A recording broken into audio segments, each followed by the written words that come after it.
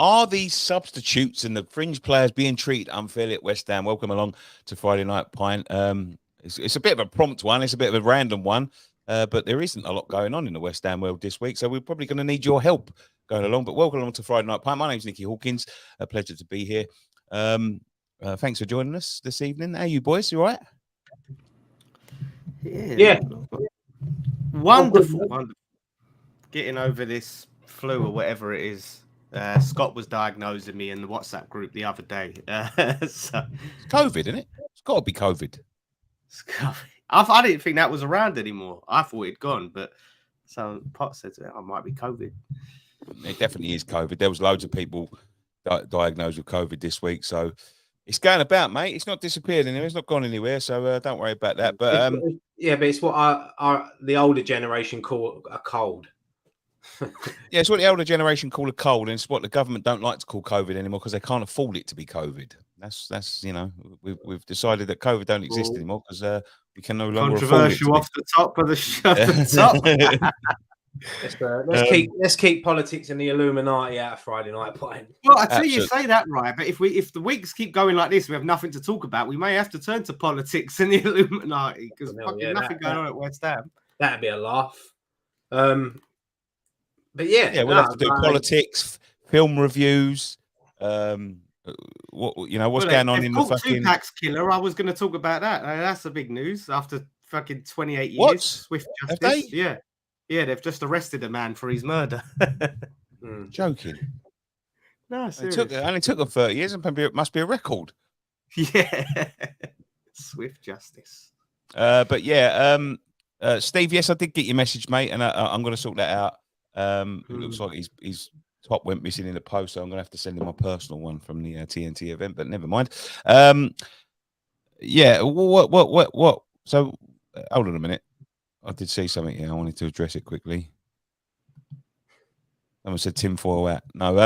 Right. Yeah. Let's get to the subject then, because we touched on this a little bit with the podcast this week, and it was the performance at Lincoln. Listen, it wasn't a vintage performance, obviously, but we got the job done. But what you would have noticed is there was a lot of, I must admit, I didn't go to Lincoln on Wednesday, but when I saw the team sheet come through, I looked at a few names. There was a few names on that team sheet that I forgot even played for West Ham, to be quite honest with you. People that we just haven't seen for a long time. And it got me to thinking, like, is it fair to be chucking these in? Because they got a lot of criticism. Quite a few of the players got a lot of criticism. There's a few players sort of moping around a little bit at the time.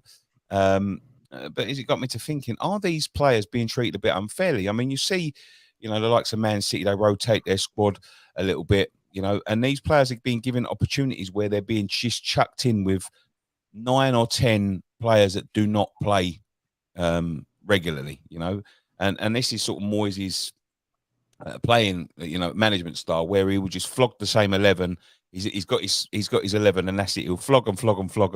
And then all of a sudden we get to the point where we need 1 or 2 players, we get an injury, we get a suspension, and they're just not ready, And it got me to thinking, are they being treated unfairly? Should they be getting more game time? Should they be coming off the bench a little bit more? Should they be getting involved in match day squads a little bit more?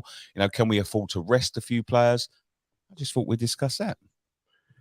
I mean, the 11 that Moyes starts and the players that are on the bench are the best options, obviously, we've got. And,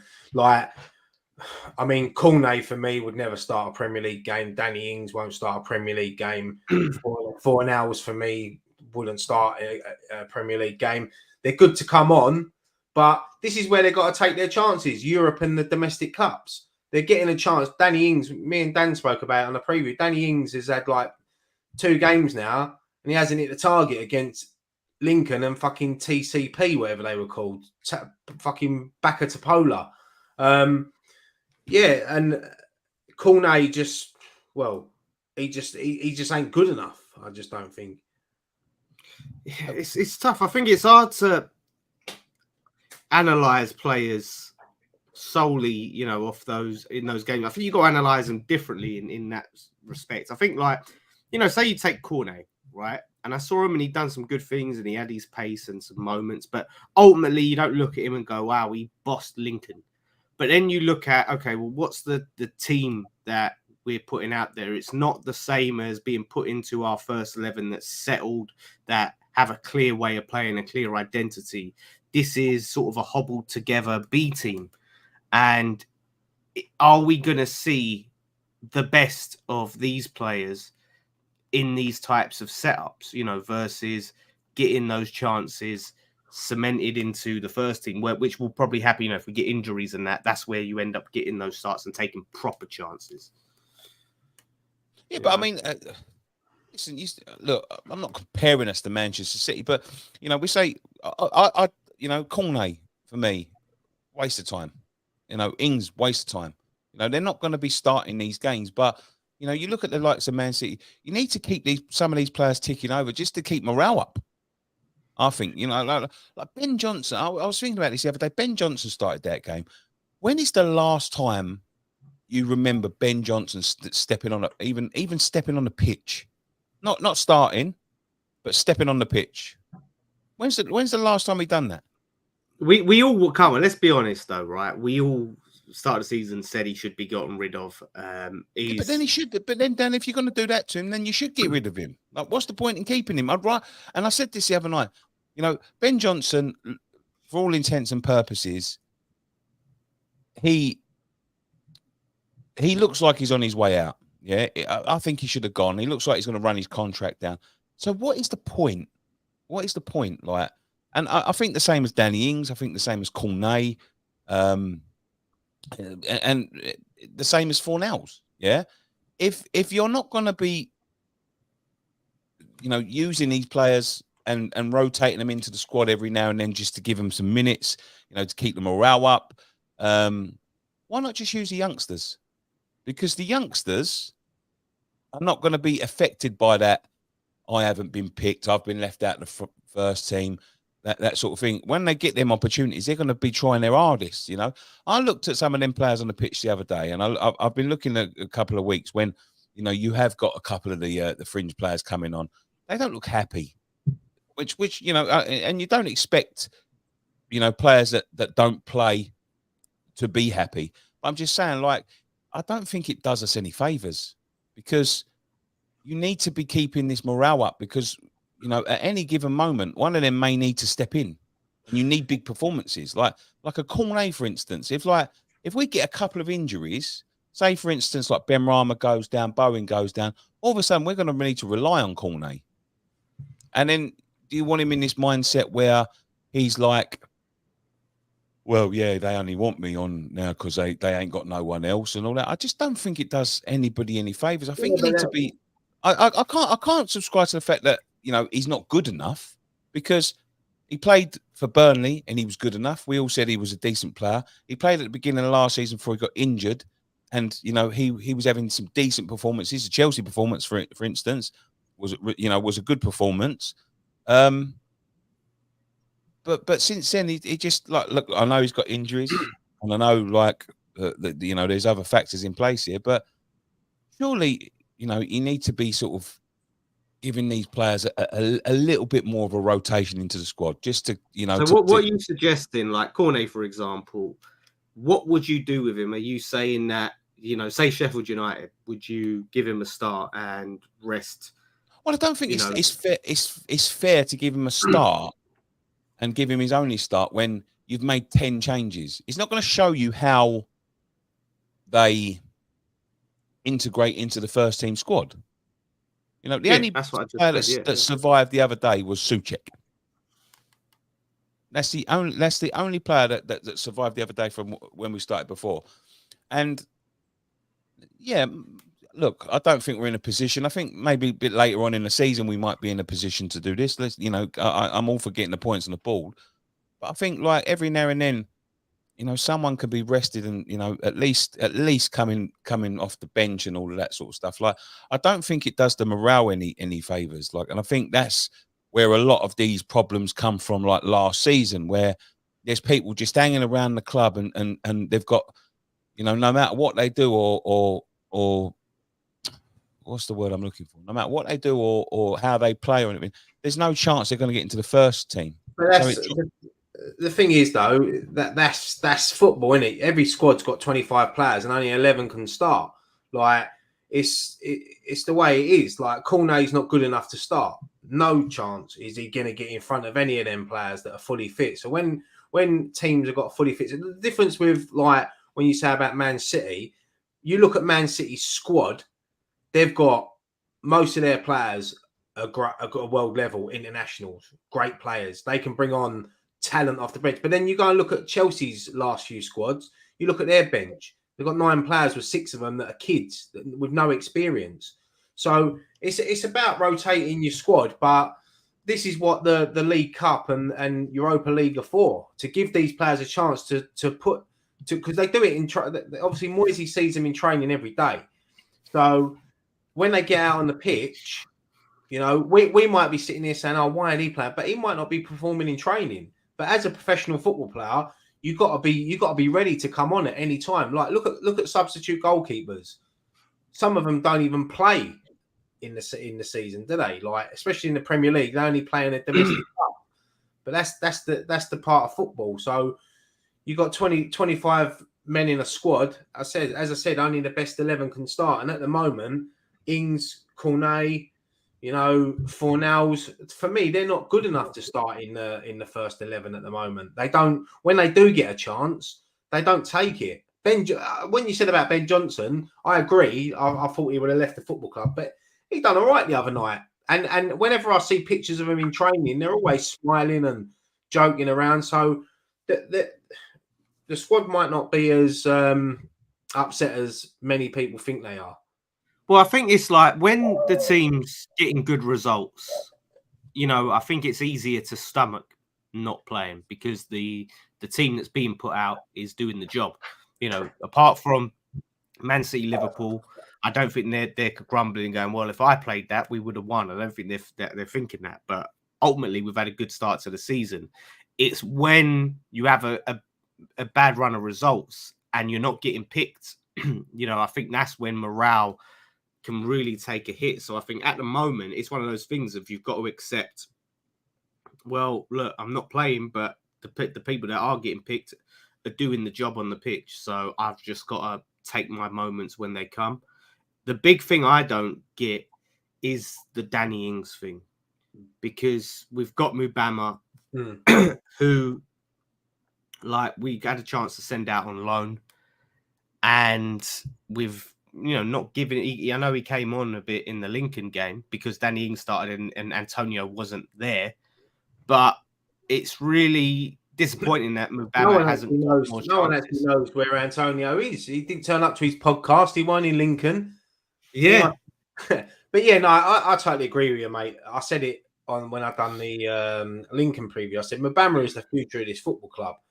He needs to start getting more minutes. Like he should be starting for us in the League Cup in Europe, you know, especially like the home games in Europe as well. But yeah, look, there's a lot. We've got a lot of talent coming through from the youngsters.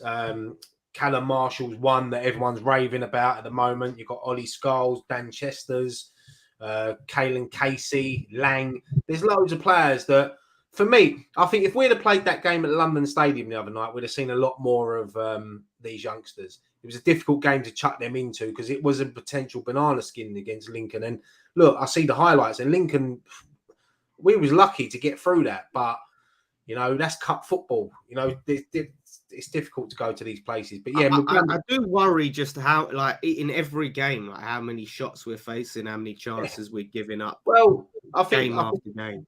The goalkeepers are enjoying it this season. They're getting their bonus money. They must be on £1 per save or something like that. I tell you, they should be, because they've been our most important players, you know, this at the start. You say that though. I've been at most of the games this season, and it's not like we're getting peppered with chance after chance after chance. I mean, they're chances, but they're not. I wouldn't say there was like clear-cut chances. Am I right in saying that? Am I mad? Am I? Yeah, no, I sort of agree, because when you look back at like the Chelsea game and Luton, you know, they had chances, but they weren't. It wasn't like that, you know, like Areola was fucking flinging himself left, right, and centre. He's made some good saves. Don't get me wrong. The only game I've seen him really like that was Man City at home. That's the only game that I've really seen him have be tested and have to pull off a lot of saves. But even against Liverpool last week, he didn't really have much to do. Well, he picked the ball out of the back three times, but apart from that, it weren't like they was bombarded us, like you said. So, well, listen, Nicky, you being at the games isn't much of a boast of being able to see what was going on with your analysis of the penalty shout at Liverpool. It looks how it looks when you're looking at it. There's not much you can do about it. We don't get the luxury you of don't the get the angles. No, you don't get the. Listen, from where I was sitting, and Ryan will back me up here, it looks like Ryan said penalty, and I said, I'm not sure. It was like a 50-50. We don't get the thingy. I mean, what happened after that with the Liverpool fans? What they were saying is that's ridiculous. It's they're ridiculous. Idiots. They're complete idiots. Yeah. We were so close to the pitch at Anfield when Van Dijk cleared it at one point. We had loads of fucking water off the pitch coming at us. Fucking. I'll tell you what, we were so close to the pitch, right? Someone did take a dive, and it was Darwin Núñez, and he definitely did take a dive. And I went to the referee, right? He was looking straight in my eyes. I went like that, and he went like that to me. That's how close we was. Yeah, and we see ourselves on Match of the Day too, looking all upset when the penalty was given.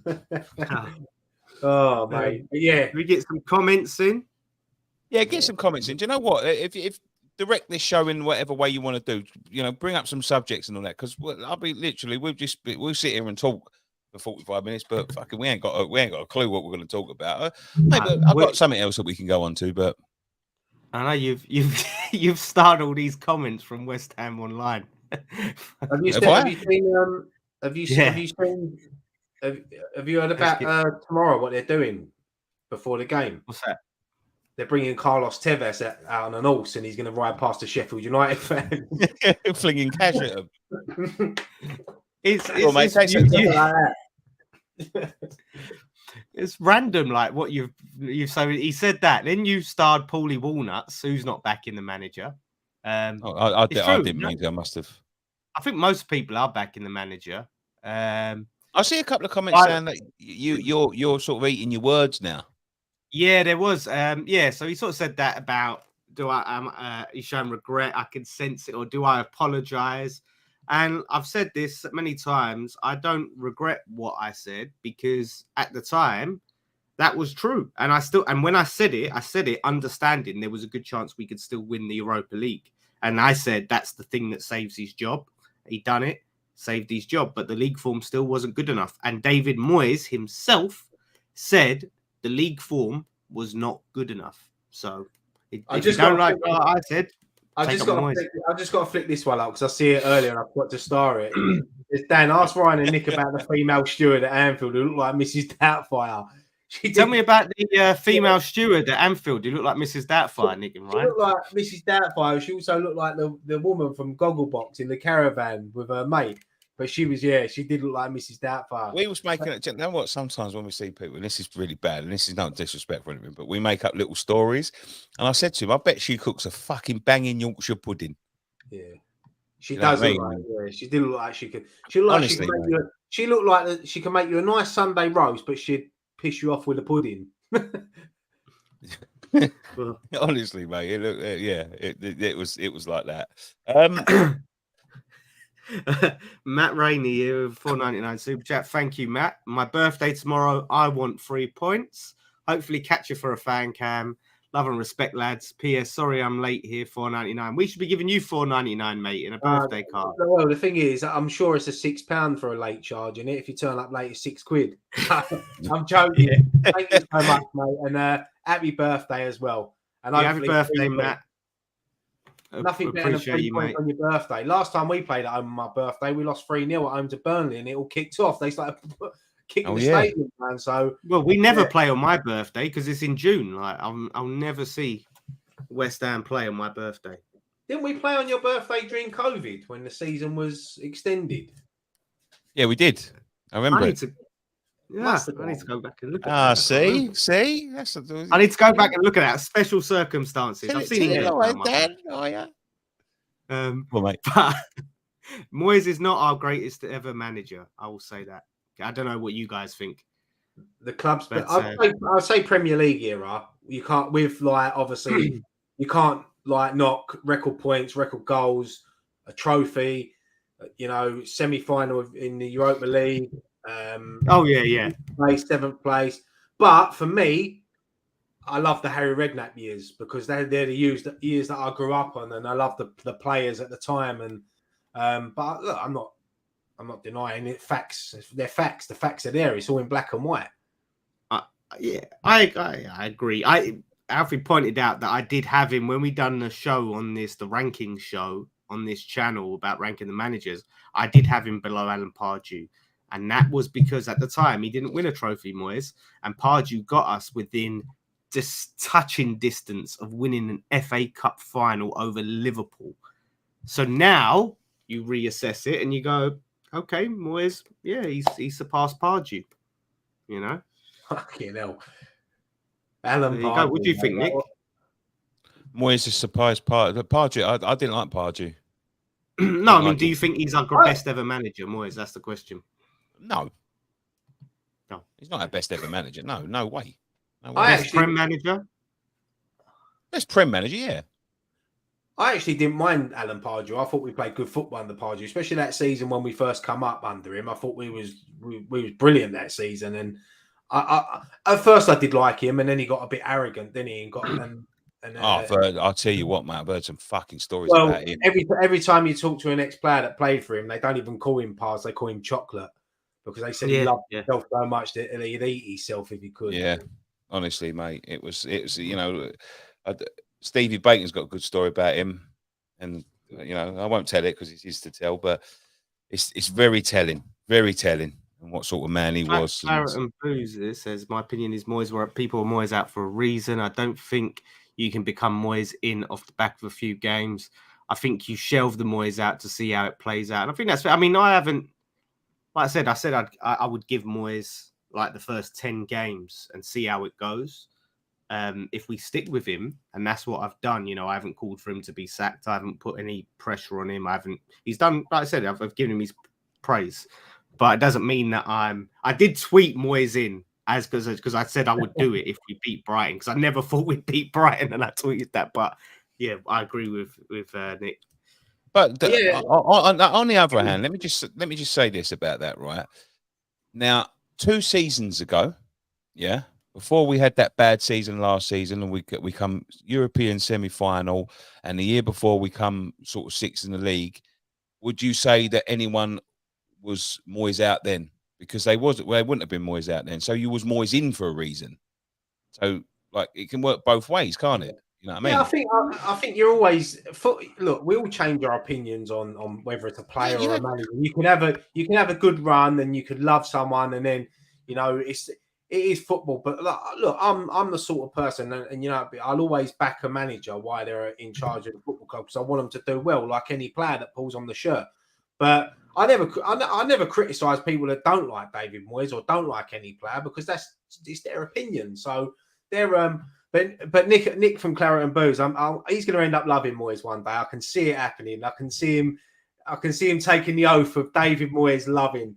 And I think I think it was on Twitter the other day. There was saying with Chris Mills. I think they was like he has to do a forfeit or something like that. So the thing is, I do get the style of play thing, right? And I think that's Nick's biggest gripe is about the football, and that was why a lot of people wasn't having Allardyce, right? Is they weren't happy with the football. So I think it would take Moyes, playing really good football maybe to win, and maybe he's capable of it. I'm just saying, like, I think some people, when it comes to that sort of opinion, and I've said this to Nick personally, sometimes you just got to let it go. Just let that little, something like I've had it. I've still got it with some people. What was we talking about last week? Jesse Lingard. Everyone was saying, have you seen his TikTok, Nick? I'm not looking at nothing. I ain't seen it. But I'm just saying, like, people saying he'd do a job for us. Would he do a job for us? Probably, right? But some things I just can't get past. You know what I mean? Like I think to myself, no, he's an absolute prick. But some people go to me, I'll just let. So I totally 100% understand. I understand that some people's gripes are just, they're there, but don't let it. And I said this, don't let it cloud, what you're doing. Like, was I happy with Moyes last season? No. Would I think it would have been fantastic for him to, to win that cup and walk away? Yes, I think it was the right time. But right, what we've got to remember is he's not walking away. They are not gonna sack him. He is here at the very least for another season. So what is the point in just keep on pounding and pounding and pounding on pressure? Every time he makes a mistake, there's no point in just pounding on the pressure of him. Just back him. He's winning games. So it might not be like pretty, mate, but that's what we've got. That's what we've got until they decide they want to get rid of him. I agree with like what Dan was saying earlier. Look, yeah, we all want to go to the football and be entertained and have a big watch. As I said, I was lucky enough to grow up in an era of watching Di Canio, Joe Cole, Trevor Sinclair and that. And there was people before me that grew up watching Devonshire and Brooklyn and then you go back further than that. But it's a different, I think football's different now because so many teams set up the same. It's hard to break down and play a different style of football. But we've definitely got the players there. And if say, for instance, if David Moyes did go, say at Christmas time, say we had a bad run and he went, and then we brought in like a foreign coach, or it doesn't have to be foreign, it could be an English coach that likes to play that style of football. Like an Eddie Howe. We've got the players there that can. I mean, you look at some of the football we was playing, I know we didn't have it long, but when we had the ball against Man City, we was knocking it around and we was playing good football. So we have got the talent in the team. It's just, but you see, it's so easy to just, pick the faults all the time. And trust me, I do it and I've done it and I still do it. You know what I mean? And sometimes you just got to step back and just saying, well, if it's working, what the fuck can you do? You know what I mean? If it's working, why change it? I don't really understand. It's just football has become such a results-driven sport, and it's always and that's the problem, Everything. David Moyes is at the end of the day, I think he's a risk minimizer. That's what I think his sort of style of management is, and that's what keeps him in jobs. Because at the end of the day, you look at fucking Pochettino. Pochettino comes in, he spends £1 billion. He's trying to build this Chelsea team. He's probably about 2 games away with a fucking sack. But you can understand, though, Nick, because of this, and this is what I've said time and time again, that football, you can swallow it if it's effective, if it's winning your games. And that is why last season so many people did turn and weren't, so quick to go, well, we were Moyes in, because it is unbearable when you're losing and playing crap football and giving up possession and getting battered.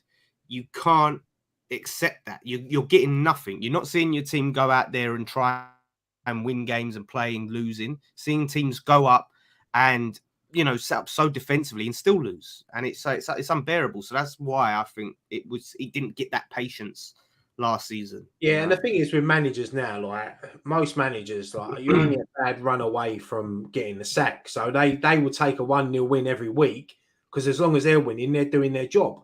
Like us as fans, we want to be entertained, but the manager's thinking and the chairman's thinking, well, we're winning. So it's about getting that balance of both. I'd love to turn up every week and watch us play like Man City. I would, of course I would, but it's not going to happen.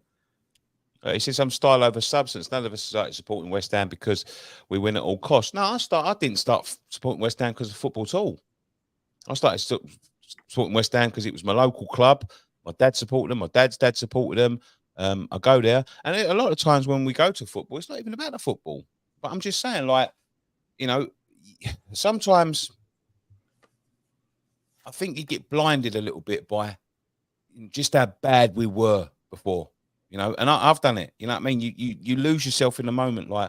You talk about being entertained under every Redknapp, but times under every Redknapp, we was fucking dross. And I've been to away games where we've been fucking smacked, and it looks like, we look like we've got fucking 11 players just standing fucking still, but everyone's sort of I think, but if you want to be successful, you have to change. You can't turn around and go, oh yeah, it's all about the style, because the style of say a Brighton, style of a Brighton is not traditionally what they play now. Now, go and ask a Brighton fan, what would you rather see them play? How they used to play in League Two or how they play now? They go, well, now. You know what I mean? Like, you have to change something. And I'm not just saying, like, like, if you want to change the direction, traditionally, we're not a successful club. We've had a bit of success. We've changed the way we've done it. And let's be honest, like, 2.5 of the 3.5 season, or two and a bit of the 3 and a bit seasons that we've been playing this style, it's worked. Is it going to sustain all the time? No, it won't. It'll change at some point. But I'm just saying, like, sometimes we just, and I'm not just talking about, other fans. You've got to remember how fucking shit we were at times. Like, hang on. I've got to stop you there, Nick. I've just worked out why you're praising Moyes, because I've just seen your T-shirt. Lean back. He's wearing a David Moyes T-shirt. That's why. You sell out. Him. No, hold on a minute. This is not a David Moyes T-shirt. This is a fucking Europa. No, it's got David Moyes on it. And it's David Moyes. It's an Italian job Conference League T-shirt. It's not David Moyes. Is David Moyes getting commission? Yeah. Right. Well, that's it. Alfie, have you bought that, by the way, in the chat? Yeah, all the Moyes fans, have you picked that one up? Yeah, you have done a massive 180 on that. But no, I think we've moved to this stadium, and I've said this for years, is we're not the same West Ham as we were at Upton Park, and we can't be. I will not accept being that plucky team that, kicks the ball around well and gets battered every week and is, in a relegation battle and maybe finishes like 10th in this stadium. We didn't give Upton Park up for that. So we have to try and be successful in this stadium to make it worth it, and sometimes you got to sacrifice good football. And like I said, if the football is shit and you're losing, you're next on the chopping block. That's how I see it. And then we go to the next match. If it's all about results, that's how we do it. I just want Super Sponge back. That's all that matters. Exactly. Bring back Super Sponge.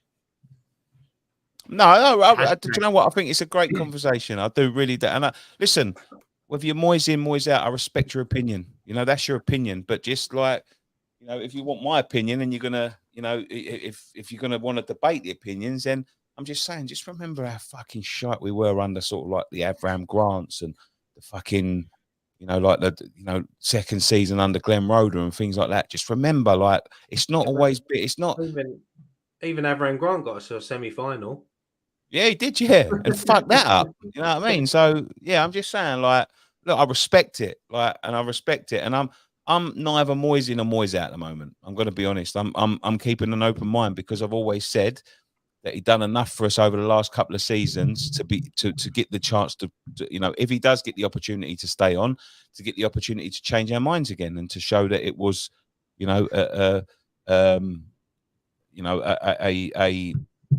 the word?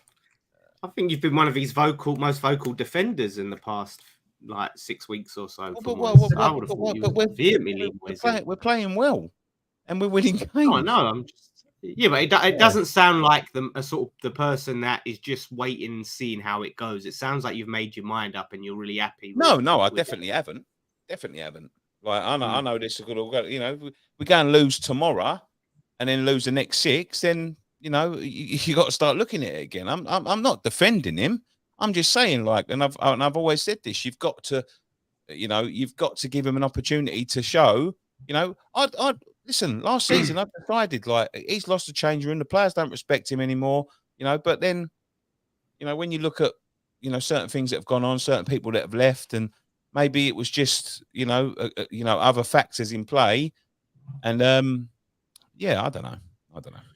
But yeah, I don't think, like, the thing is, as long as the players and everyone around the club, because everyone I hear speak about David Moyes has always got good words to say about him, about how he is around the club. Look when we was at the Canio night, how Di Canio was praising him. He said, "Yeah, I went to the Moyes. He invited me to the training ground. He showed me around. He spent time with me. Like, these are little things that we don't see, and he is liked by a lot of people around that football club. Obviously, you're going to get players that don't like him when they're not playing. That's just a thing. It's always the way. But Yeah. What matters is he delivers, and that's the thing. And I think he could be the biggest arsehole going. If he delivers on that football pitch, then he stays. And it's going to be very interesting for the rest of the season now to see how we go and when he can adapt and switch things up. We've started really well. I just really hope, we're gonna actually improve defensively and not be too reliant on our goalkeepers, because there's only so many shots a goalkeeper can face before they start to. I mean, look, the lack of clean sheets in the league says it all. So I'm hoping he's going back to our original point. I also think that he's got to be a bit stronger when it comes to, identifying the problem, because I say, we're playing well, but there is a problem at the minute. There's a blatant problem. Naya Aguerd is a fantastic player, but the goals we've conceded mostly have come down to him. And he's lacks a preview, mate. I said it wouldn't surprise me. I'd love to see Mavropanos start tomorrow alongside Zuma, just to see how that. Because as I said, I agree with you. I really like Aguerd and I rate him, but he's let us down in the last few weeks. He's making mistakes and he's doing it in quite a lot now. So and Dan mentioned it as well. He said maybe taking him out of the team, out the firing line for a week or two might benefit him. Yeah, and I think this goes to. This is a test for Moyes, because, everyone else is doing their job, and over the last couple of weeks, he's been the weak link. Now he's got to be strong enough now, Moyes, to get hold of him and say, right, you're the weak link. I'm going to take you out. There's somebody else waiting in the wings. If he thinks he's good enough, and to make that big decision. Artel makes a good point here, right? And let's say this. He says you can't defend for 70 minutes, mistakes you've got. So 70 minutes, say you're on with how much pressure we put on our defense and how much chances we concede and shots and all of that. Is it a case of it is all on a go? I mean, look, I thought the penalty, I thought he was very rash and just lazy with putting that leg out, and he has made mistakes, but those mistakes are going to happen the longer you're in those situations for. Is it a case of maybe we need to look at a system change, and we've got Mavropanos and go into a back three? Because the system is large. The system is largely working. What you need to do is you got to bring someone in that can keep up that consistent. Zuma's not making mistakes. He's defending as much as him. Well, I mean, I thought he also could have done better for that Nunes goal. Him and Aguerd together. He's not making mistakes for sure. He hasn't. There's nothing I can point out that you can say it was a mistake. But collect them as a collective centre back pairing have not kept a clean sheet this season. No. That's what I'm saying. Like, as you say, it's the style of play and the way we're approaching games and that. But if again we go back to like the old Haller fucking point, if it's not working in the system, you've got to be strong enough to take it out of the system and put someone in that can keep up them levels of performances. Why are you laughing, right? I'm not laughing at you. I was reading the comments. Someone asked, what shampoo does Dan use? And someone he uses car polish. Do they use white? Do they have white car polish? Isn't car polish black? Teacup. I use shower gel. I don't need shampoo. I use shower gel. We flicked out there. No, my internet cut out. But yeah, I just think maybe having I've never been a big fan of the whole back five thing, but I'm very curious to see Mavropanos with Aguerd and Zuma. Obviously, Aguerd and Ogbonna are only left-sided centre backs, like proper left-sided centre backs. So yeah, I'd be interested to see. Yeah, I'm looking for. As I said, mate, I'd like to see Mavropanos and Zuma play together just to see what they can be like, because that Mavropanos is a unit, and he looks a decent defender. So maybe getting him in the team, and it might we might have to switch to a back three in some games. So look, as I said, I rate Aguerd, but I think he does need dropping. A bit like when Souček got dropped. I think Souček's been one of our best players so far this season. He's been playing really well. He's done a good job for us the other night as well. So yeah, maybe sometimes when you get dropped from the team, you have a little moan because you're not playing, but then you get to work hard on the training ground, and you get back in the team, and then you keep your position until you shit again. Yeah. Someone said last week about sticking, trying to put Aguerd at left back, and seeing how that works. But I No, really you would can't. love You to can't see drop that. Emerson, man. Can't drop Emerson. Well, I Emerson. think again, I think it's one of the things you do in the cup. We haven't got any Creswell. We haven't got Creswell now. Do you know what? Right? Oh, where's he gone? When we first signed Injured. Emerson, right? I was a bit, he's just going to be one of these left backs we're going to sign, or a player we're going to sign coming with a big ego from Chelsea.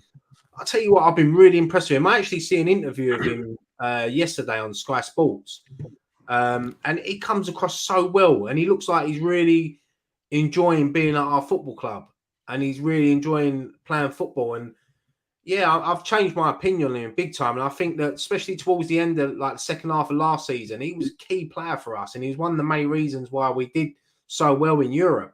And he started in that final, mate. he started this season off flying as well, and the way he links up down the left with like Paqueta and Ben Rama, you know, the overlaps. You know, he's a decent player, and I've been really impressed with him. And we've been looking for so long for a Creswell replacement, and now I think we've got one, and he's here to stay. Obviously, hopefully no injuries, but he's here to stay for a long time because I really rate him. I really do like him. He's I think his best mate in the side is Paqueta. They're both Brazilian, aren't they? Yeah. So yeah, I think they've really hit it off, and I think like you can see it in the performances from the two of them. Their link up play is fantastic. Yeah, no, absolutely. Happy days. He's the Brazilian Julian Dix. Got another super chat here and from Matt Rainey. Whose birthday is it? So just nice super chat. Thank you, Matt. Find it hard to be Moyes in or Moyes out due to trophy. Doing decent at the moment, but Moyes football is very boring to watch. But the results all that matters. Am I wrong? And this is the thing, and I think one of you lads picked up on it. There are moments in games where the football is entertaining, but because we don't have the ball much, those moments are very few and far between. Like the moments when we've got it and we've actually moved the ball around well, and like you said, right, like linking up between players like Emerson and Paqueta, like we do get to see some good stuff, but it is very few and far between because we have so little of the ball. And when we do have the ball against those teams like Luton and that, it's a very frustrating watch. You know, it's not. Well, I think that's the balance we've got to find, and I think that's his job now. Is the fact that, you know, like we run out of steam against Man City and Liverpool, but we weren't bad. We didn't play bad against them two sides. I think we, you know, apart from, you know, individual sort of errors and lapses of concentration that come with the inevitable, just, you know, chance after chance after chance. I didn't think we played bad football, but this is where he's got to get it right. You can't go into a game against, say, someone like Chelsea, play like that, beat Chelsea, beat Brighton, someone like that, but then go into, say, like the Sheffield United game tomorrow and, you know, do the same thing, because I think that's where you're going to end up, you know, fucking it. You know, tomorrow I want to see it. They just lost 8-0 at home to Newcastle. You know, we've definitely got the players to score goals. We've definitely got the players to damage them. They're in bad form. You know, they're not ready for the Premier League. I think they're there for the slaughter tomorrow. Don't sit there. Could be a wounded animal, though. That's the thing. No, sometimes it could be a wounded animal, Dan. But you know, a wounded animal, you come out here, you got a sword, then fucking stab it, and it's still fucking wounded. You know what I mean? Like, well, it doesn't mean nothing. You know what I mean? Like, go there tomorrow with the intent to fucking, you know, fucking make that wound deeper, because that's what you've got to do. Our sword ain't blunt this time, like, you know. Yeah, like, but don't go there tomorrow and sit off of them and you know, wait for them to come at you and wait for them to get their confidence back. Go straight at them, you know, show them what the Premier League's all around. I love beating Sheffield United. We haven't done it for a little while. So I did hear that hear that we're playing a back five tomorrow with no striker. Yeah, it wouldn't surprise me. But no, well, but this is it. People would accept his style of play if he, you know, tomorrow we fucking go at them and we fucking batter them from minute one, because we've got the ability. This is why when I was saying in the preview that I want to see Kuda start tomorrow, because I think that it'll be a good game for him to start, and I think if you can get Alvarez, Ward-Prowse, Paqueta, Kudus, Bowen, Antonio as well. I think it'd be a perfect game for Antonio to win back over some fans after his shit performance last week. He didn't even turn up for his own podcast. That's how bad he was this week. But yeah, he owes us a good performance. And I agree, they're there for the taking tomorrow. I think they're going to sit back and they're just going to frustrate us. But if we can get an early goal, you know, yeah, I think it could be a nice. And we ain't seen West Ham score. I can't remember the last time we scored like 4 or 5 in a game. So it's been a long time. Yeah, it has. You know, it's one of them. At least we haven't seen us lose by 4 or 5 in a game as well. So after that speech, I'll be sitting here tomorrow night listening to West Ham United 0, Sheffield United 1. But you know, just getting a bit tired of these 3-1s though. We're either winning 3-1 or losing 3-1. Wait, 38 3-1 wins, mate. You win the Premier League. Don't turn your nose up. Well, I take that. Take that. 38 3-1 wins. You'll be the best fucking team that's ever fucking existed, I think. It's mad, isn't it? Yeah. You can go unbeaten all season, 38 1-0 wins and win the league, but you can get 38 draws and get relegated. Yeah, 100%. It's mad, you know, do you know, like people concentrate on the stat, we haven't kept a clean sheet. We also haven't failed to score, I don't believe. So we haven't what? We haven't failed to score. Oh yeah. No, that's the scored in every game. I think when you look at our record at the London Stadium in 2023, though, I think we've only lost, was it 3 or 4 games in all competitions there? Wait, did you see Chelsea's goal of the month would be interesting for September? They only scored 1 goal, and that was the other night in the League Cup. That's mad, isn't it? That is their goal of the month. They got 1 goal. Isn't it brilliant though, to watch it? Yeah, then he won it then. He's fucking probably sitting in the doors going, yes. You know what annoys me about Chelsea is I loved like looking back, go, oh yeah, look, you know, we beat Chelsea and Brighton and all that, and then I can only go, well, oh shit. Like, because now you can't even boast about beating Chelsea because it's just everyone does it. I'll tell you what though, I boast about beating Brighton because that was a fucking proper good. You don't realise how good that result was because they're flying. They've won 5 or 6. Good. Yeah, they're third in the league. 1 5 or 6. Nick says if we lose to Sheffield United, can Nicky burn that T-shirt live on stream? I'll tell you what, Nick. If we beat Sheffield United, I'll send you one and you wear it live on stream. How about that? No, that's a good shout. He's got to wear it around the London Stadium. Do you know what? That's a shout. If he loses, you have to take the camera in the garden and do the safety precautions to burn it. We've got better. Actually, do you know what? I'm not burning this one, but I've got one.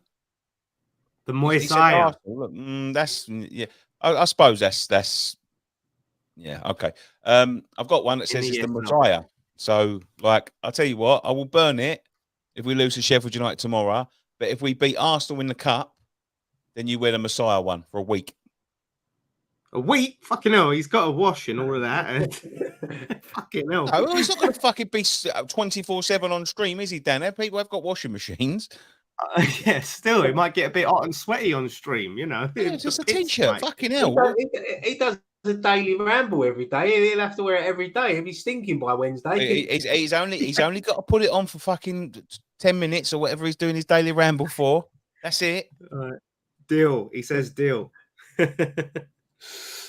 Let's get to this super chat from Steve. Thank you very much, Steve. Hope you're good, mate. How do you think we'll line up tomorrow, lads? Surely not defensive. Need to get them at them from the off. Well, we did do a preview, Steve, but we will give you the summary here on that. We'll start with obviously me and Nick Ryan done a fucking graphics and all of that stuff. So I guess Nick, you want to start?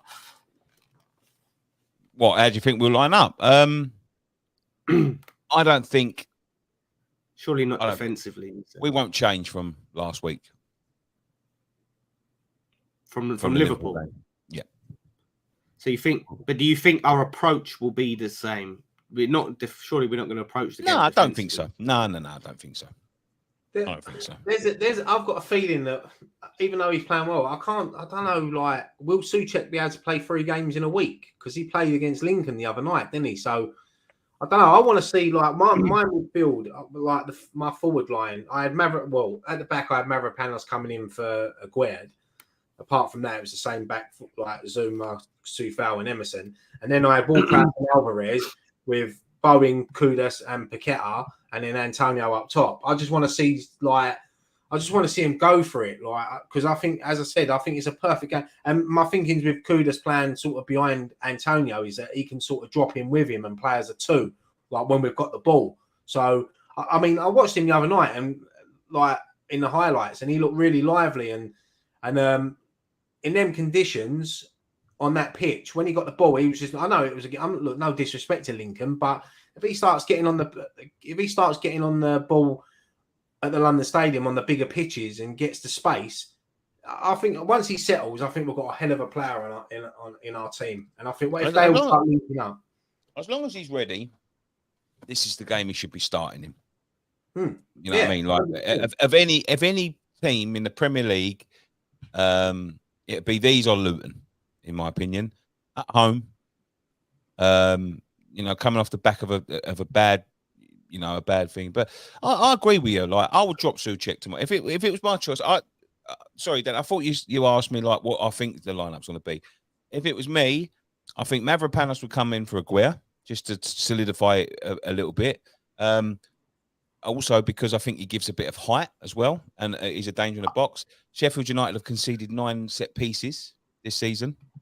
You know, they're not very good at set pieces, and we are very good at set pieces. It gives a bit of height. It gives a little bit of a thing, and that's to sort of make up for Souček, because I would drop Souček out, and I would bring in Paquetá into the middle, and I would bring in Kudus to the left, because, you know, if there's anything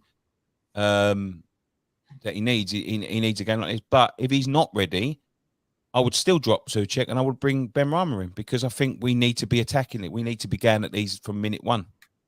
Well, the question was, how do you think we'll line it? So it was what you think will happen, but we've got both there, 2 for 1. Lovely. As well, what I'd like to see maybe as well is if we're comfortable in the game and we're like 2 or 3-0 up on the 65th minute or something like that, and Kudus is having a great game, I'd like to see maybe Antonio go off, Benrahma come on, and maybe Kudus just go up top just to see what he can do, because I think he can play up top. He played there for Ajax, and it might be a different option, because I'd like to see him start tomorrow, because I think next week we've got Newcastle and at home in the Premier League. We want to chuck him in, give him the Premier League. I think he's ready. You know, he was playing for Ajax. It's not like he's unfit. He's got to get used to Premier League football at some point. So just chuck him in and see how he goes. The thing is, this is our first game at home where we're not the underdogs. So this is a chance now for us. There's no excuse of, well, you're away from home, or it's against Man City, or it's against Chelsea. Like, now we can really flex our muscles and put Kudus in, because he's going to need those starts. Every time we bring him on, we're bringing him on at really unfortunate points in the game, and it sort of expects him to do everything for us against really tough opposition. So let him settle into the team, grow into the game, and make chances happen. And we'll see. Hopefully it's not going to be one of them games where it's just, takes ages for us to score them. We're getting into like the late stages of the game and it's still 0-0. I want to get some goals. Yeah, they could frustrate the life out of us tomorrow. They could frustrate the life out of us tomorrow, and we could be like 55, 60 minutes into the game, could still be 0-0, and then you have to change your approach and then just chuck on the likes of Souček and just get it in the box and try to nick a winner. But I'm hoping not. I'm hoping that we're going to have. It's a rare occasion in the Premier League game that we're going to have more possession than another team. So we just got to work out how to break them down. And once we get that first goal, I think they'll sort of crumble, and I could see a comfortable victory tomorrow. Well, that's it. They'll have to open up a little bit more and come at us then, because they ain't got nothing to. They've got less to lose.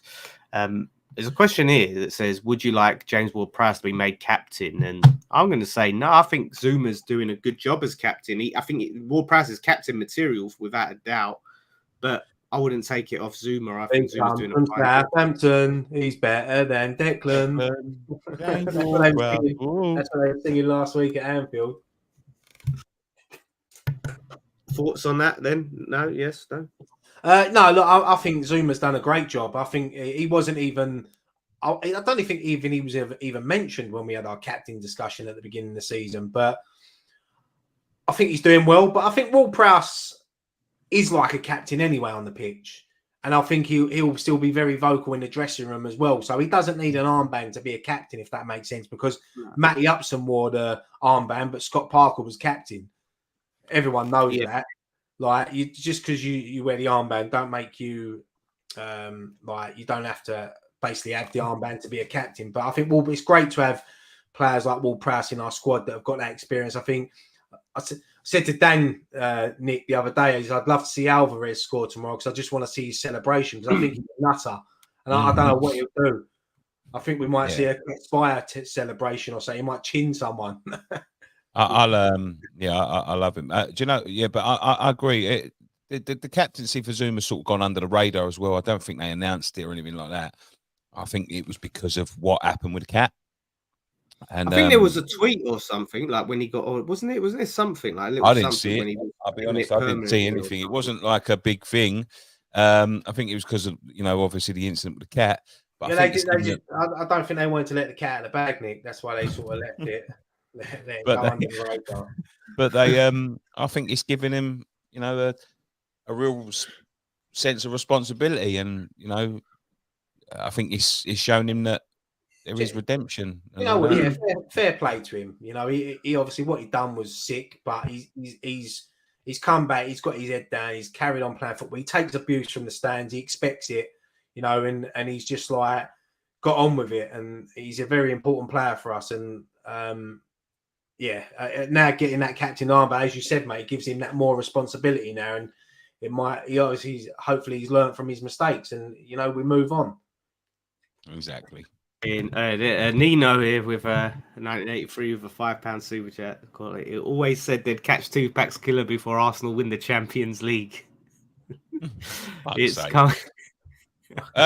We better listen before we go. I know we've spoke a bit about that game. We did get drawn against Arsenal in the Carabao. Someone said about what do we think about it. I'm not going to shout and holler my mouth off. I think we've got a good chance of beating them, to be honest. I think it's a great draw. Like, don't get me wrong. Yeah, we'd all love like the Port Vale at home or something like that. But I think when it actually come out, I think there's a bit of extra spice to this game now because of obviously what's gone on with Declan and that. I think it's gonna be great. It'll be sold out. It's live on the telly. They've got 6,000 fans coming, so it'll be a packed house. It'll be a good atmosphere, and I think everyone will have that extra bit that we want to get that win against them, just to get one over on Declan. Whether he'll play, I don't know. He won't play.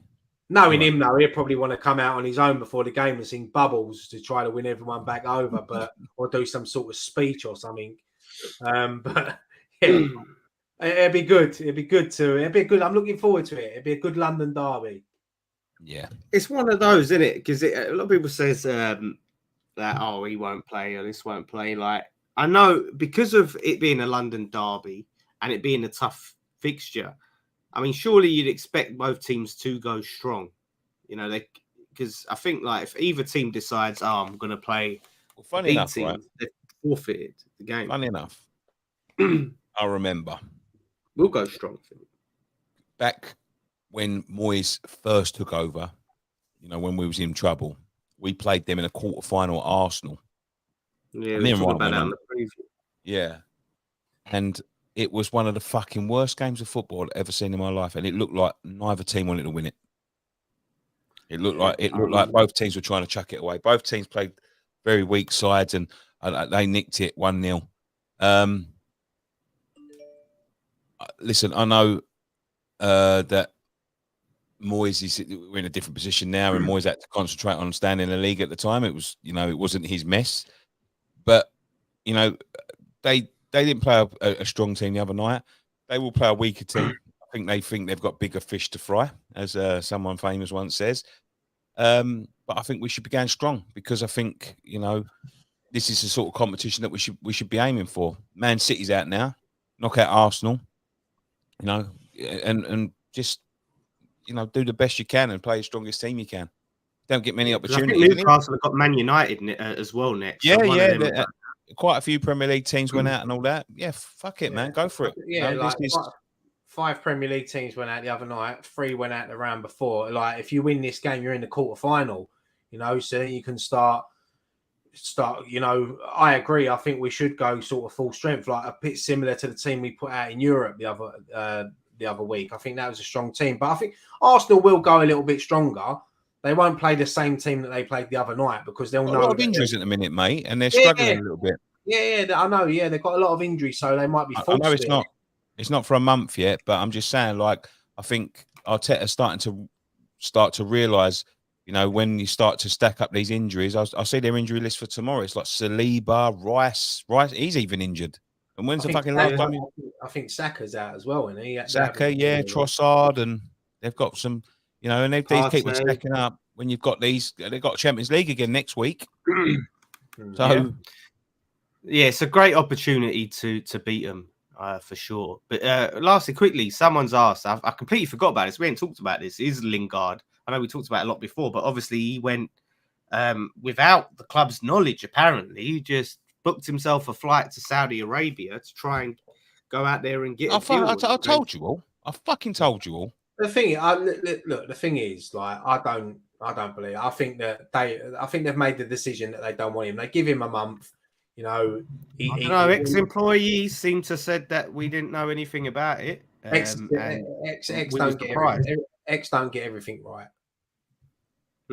I'm going to believe who told me rather than X, because he might get the knowledge from inside the club. But yeah, the person I got it from is from the club, so it's sort of the same. But I'm going to go with who I spoke to. So yeah, it was just wasn't working out for Jesse Lingard, you know. Look, it's not saying that he might not still come back. He's only gone out to train now. So he's obviously trained with West Ham for 4 or 5 weeks. Now he's gone to train now. I think it's done. I think he's going to go, but no one wanted him. So why is everyone getting upset now? I agree. I wanted him.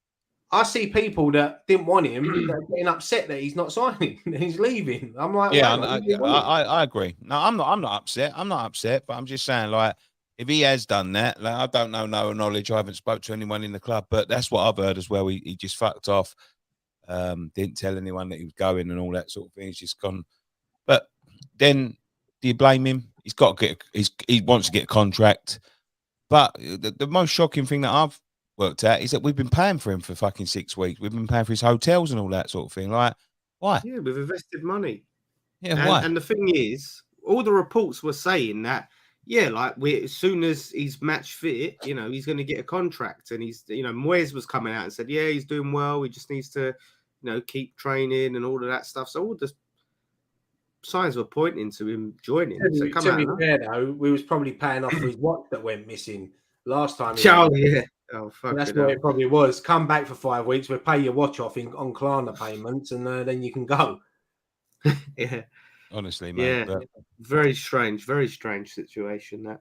But hopefully it's done. We'll never, ever have a Lingard saga, never be linked to him again. He's done. He can go out there, then retire, and then he might be linked as our next manager or something, and then we can go through it all again in the future. Oh, imagine that. But hopefully not. Imagine his T-shirt. We better get going because we have actually got a Saturday at 3 o'clock kickoff tomorrow, which is a rare occasion. We will be at the podium after the game. We'll be filming post-match pint and all that stuff. If you're about, do go to the Podium Bar, which is the what else do they call it? What was the name of it before? The Orbit. Yeah, there'll be stuff going on there. But we have got we are presenting this week this week. Well, technically next week, but it is within a week. A James Collins night, the Brewdog. They're doing a James Collins Q&A, and they've got us in to sort of run the night and ask the questions and interview him and all that sort of stuff. So we will be there. You can go and get tickets still. I think there's a couple left available. I don't think there's many now. So if you're going to get one, go and do that. We'll be showing the Freiburg game before, and then we'll be coming on stage doing a Q&A with the big man himself. We'll get you guys to get involved, and we've got a little bit of fun and games going on, and maybe some prizes and all that sort of stuff. So yeah, do get that come along. You can, if you go and check out the Patreon, there's a new podcast out there now, and yeah, we look forward to tomorrow. We'll be coming back at you all the content tomorrow. Thank you very much for joining. One thing left to say. Come on, you Irons. Come on, you Irons. Irons.